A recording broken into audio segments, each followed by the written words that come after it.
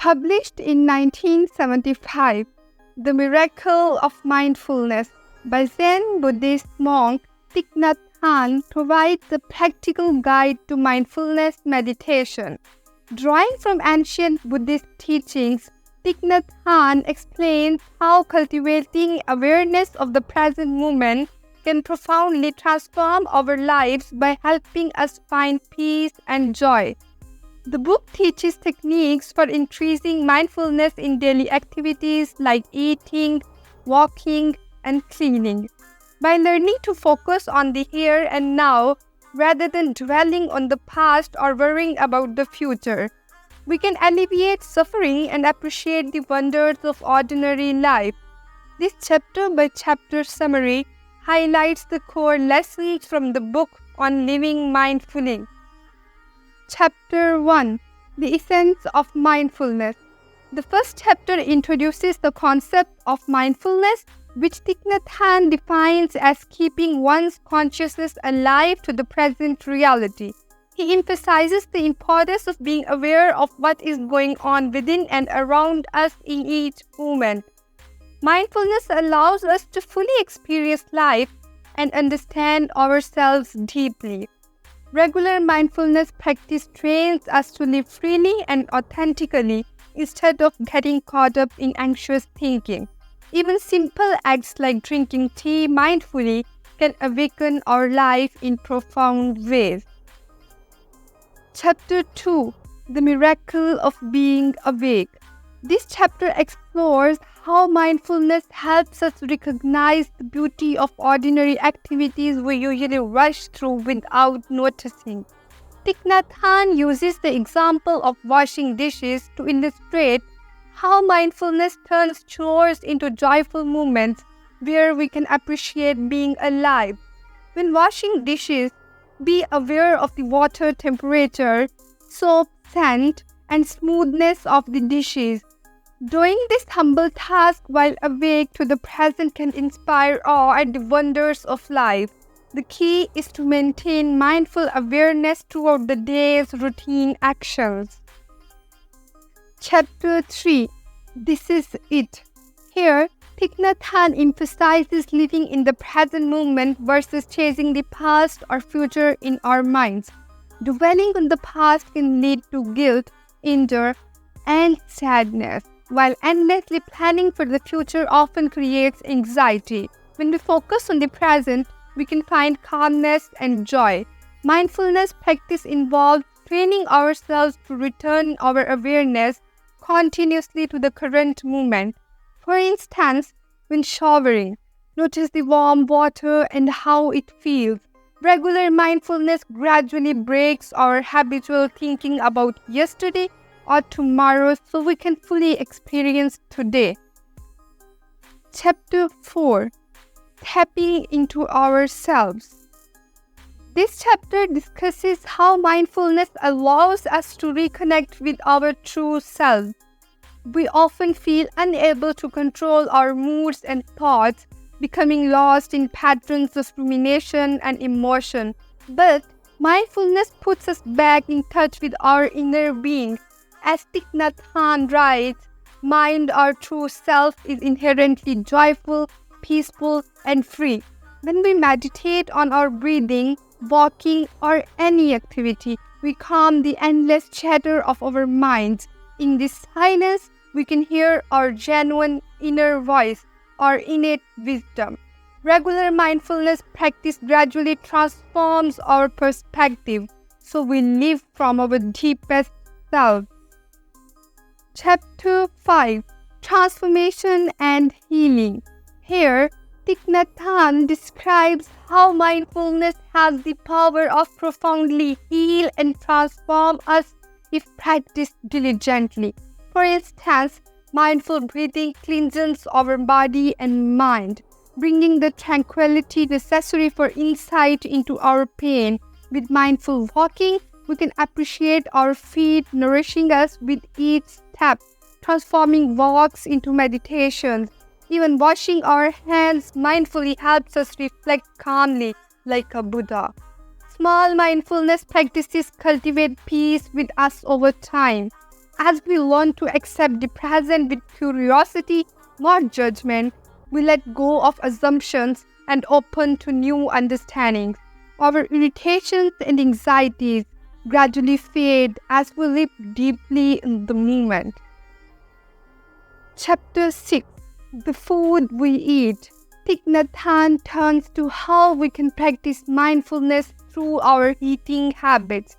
Instead of rushing through meals, we can eat slowly, closely noticing flavors and textures. He suggests bringing complete awareness to each component of meal, serving the food, sitting, eating one morsel at a time, chewing thoroughly and swallowing. We can reflect on all the labor that brought food to our plate, feeling grateful. Eating this way with full focus on each bite transforms dining into a meditation that nourishes our body and spirit. Mindfulness revolutionizes our relationship with food. Chapter 7. Dwelling happily in the present moment. This chapter provides simple techniques for cultivating mindfulness in everyday activities. For instance, when waiting for traffic lights, fully observe the changing colors, your breath, your posture. While brushing your teeth, feel the bristles cleaning your teeth with total awareness. Listen closely to birds singing or clock ticking. Fully live each ordinary movement without judgment. Thich Nhat Hanh compares mindfulness to filling a teacup. The mindful moments gradually fill our consciousness until a deep sense of peace arises. Regular mindfulness practice allows us to stop chasing fulfillment in the future and dwell happily in today. Chapter 8. Our True Home. Here, Thich Nhat Hanh describes how mindfulness lets us recognize our true home in the present moment, rather than feeling lost in the past or future, compulsively chasing our thoughts. Mindfulness grounds us in the now. When we wash dishes, drive, or breathe mindfully, we return to the peace and stability of the present. Each mindful moment is our arrival back home. Regular practice creates profound transformation. Just as chopping wood shapes and hones an axe, repeating mindful actions shapes and hones our consciousness. Over time, mindfulness reveals our life purpose, appreciating each moment. Our true home and happiness lies in the sustaining mindful awareness. Chapter 9. Contemplation on Interbeing. Thich Nhat Hanh explains the Buddhist concept of interbeing, the interconnectedness of everything. He uses the example of paper containing cloud, forest, and human elements. When we look deeply at a sheet of paper, we can see the entire universe supporting its existence. This applies to all things. Nothing can exist independently. When we meditate on interbeing, we break down the barriers between self and other. We realize our intrinsic connection to all life forms. This reduces greed, hatred, and delusion, creating compassion for all beings. Chapter 10. The Two Shores. Here, the author contrasts two paradigms for living. The shore of appearance represents the illusory way we normally see reality. We divide the world into subjects and objects, self and other. This creates false division and isolation. The shore of suchness is the mindful way of seeing, recognizing the intrinsic unity in all things. Mindfulness allows us to cross from the shore of appearance to the shore of suchness. When we see our connectedness with clouds, rivers, and others, we act with wisdom and love. Mindfulness of interbeing is the path to enlightenment. Chapter 11. Right Diligence. Thich Nhat Hanh stresses the importance of diligent mindfulness practice. We must train ourselves patiently, repeating mindful actions daily. He uses the example of a musician practicing her instrument. She must cultivate mindfulness in each note. With mindful walking, we should take each step consciously, even after years of practice. When washing dishes, we focus fully on washing this one dish. Right diligence means embracing mindfulness as a lifelong journey, not just a technique. With gentle effort applied consistently, mindfulness becomes an integral part of life. Chapter 12. The Raft. This chapter emphasizes that mindfulness is a tool for reaching enlightenment, not an end in itself. Thich Nhat Hanh uses the metaphor of a raft to cross a river. We let go of the raft once we reach the other shore. Similarly, after developing mindfulness, we can release attachment to the techniques and experience life directly. Mindfulness helps us recognize our ultimate dimension, our boundless true nature. With this realization, we can live fully in the suchness of each moment, acting with wisdom and compassion. Mindfulness prepares us to directly encounter life rather than clinging to methods. Chapter 13. Right View. Right view means seeing deeply beyond surface appearances. When we look at a teapot mindfully, we see its impermanence and interbeing with soil, rain, and many elements. We recognize the emptiness of all things. Nothing has fixed identity or existence. Right view liberates us from narrow ideas we hold about ourselves and reality.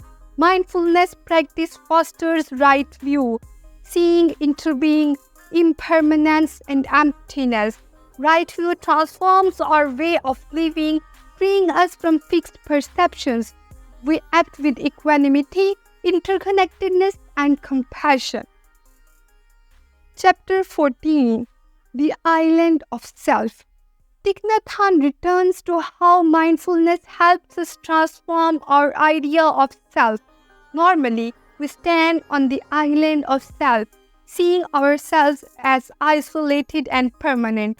Mindfulness helps us drown the island of self and see our true nature.